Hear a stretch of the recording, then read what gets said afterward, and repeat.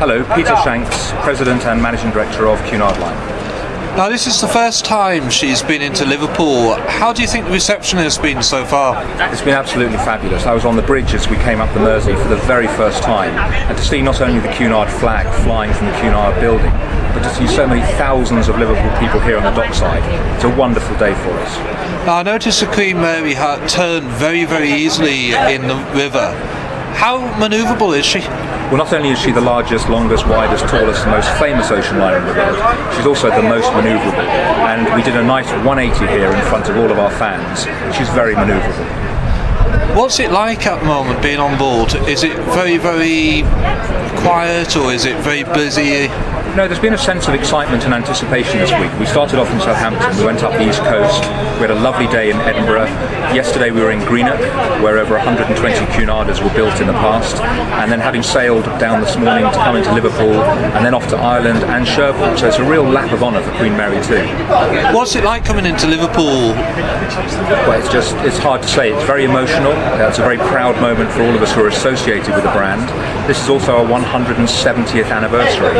So Cunard was founded 170 years ago, and to be able to come up the Mersey with the Queen Mary 2 and show the respect to the city of Liverpool is absolutely tremendous. Thank you, and enjoy your stay in Liverpool. Thanks very much.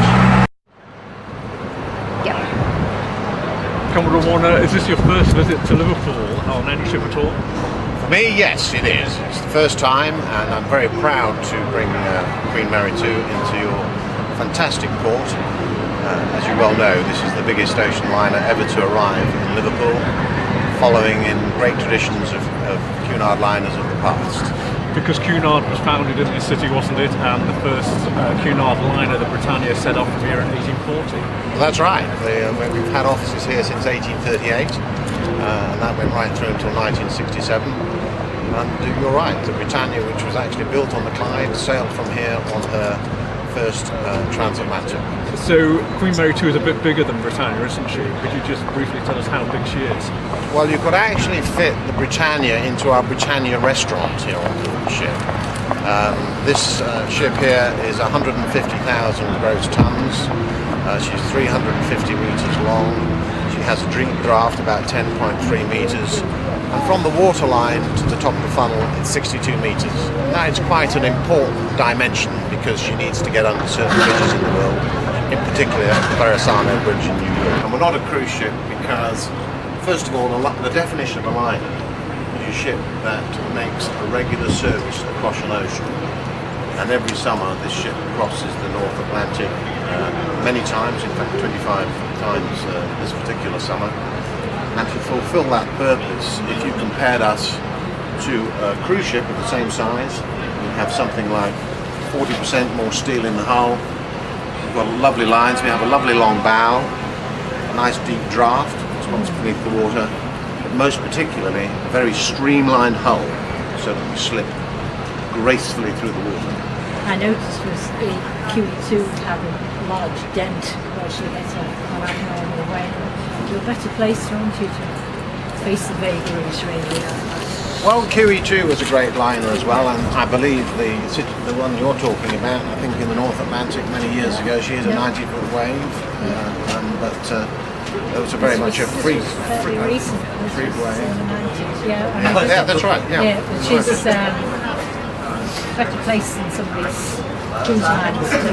Absolutely, these are the ships you want. When you're crossing the ocean, you want to be on board a Cunard ocean liner, and you will find the ride, the stability of the ship is amazing. She handles all of the weather with supreme ease, and even in a large swell, she doesn't move a great deal. Great stabilization system on board as well. So you have diesel engines, and correct, you also have gas turbines to give that extra power as well. Yes, well, on our Wärtsilä diesels, we have 4 of those, medium-speed diesels, V16s.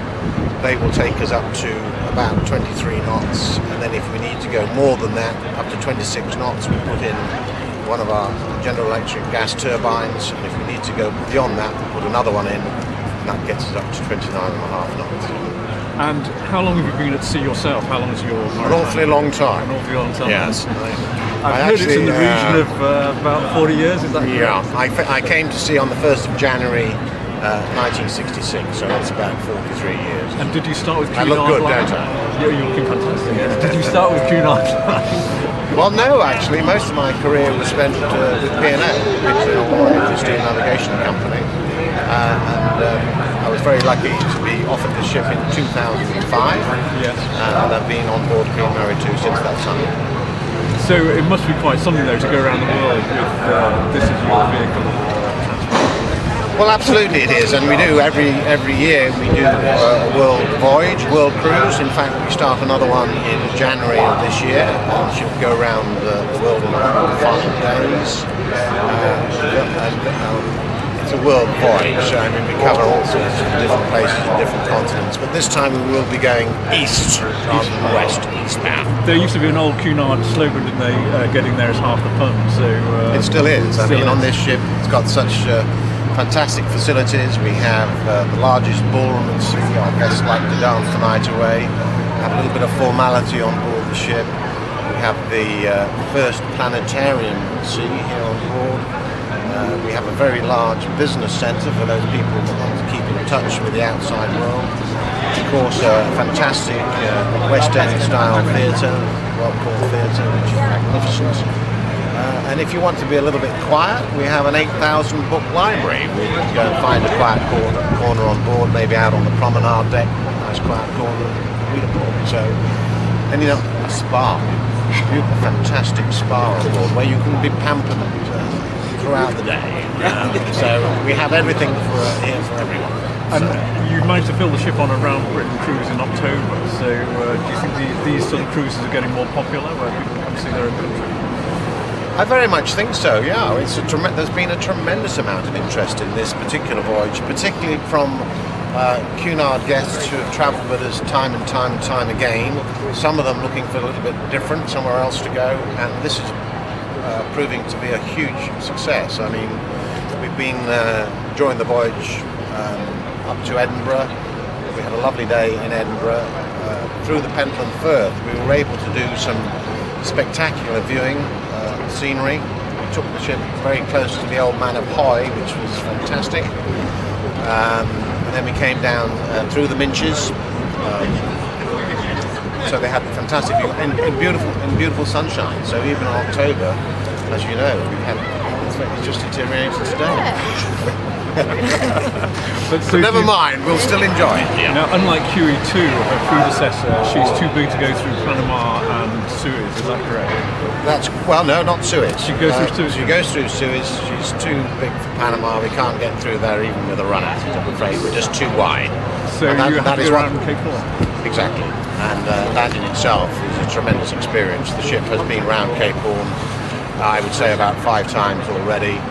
And of course down there's some fantastic viewing to be had in the Beagle Channel and also in the Chilean fields, which is fantastic. It's a superb place in the world to visit. So will this be the first time you've taken around Cape Horn? No, this was last year.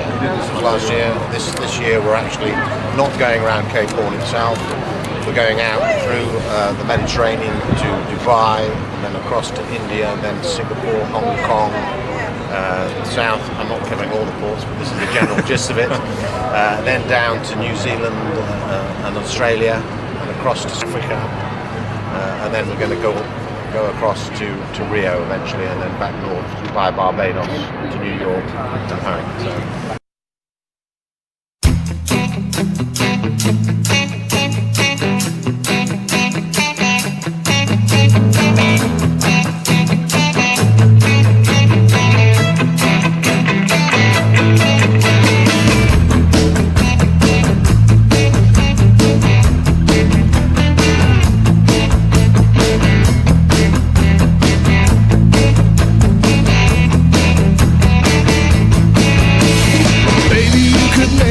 Famous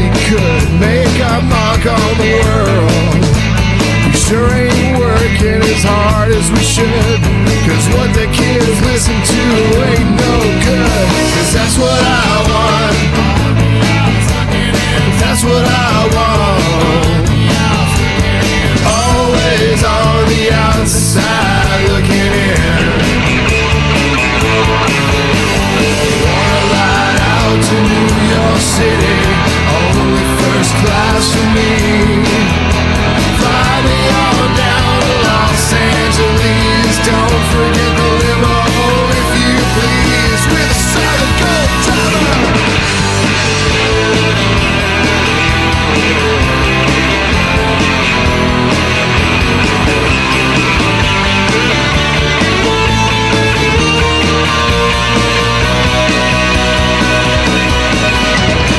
Honey, you could make me famous, the biggest star on life.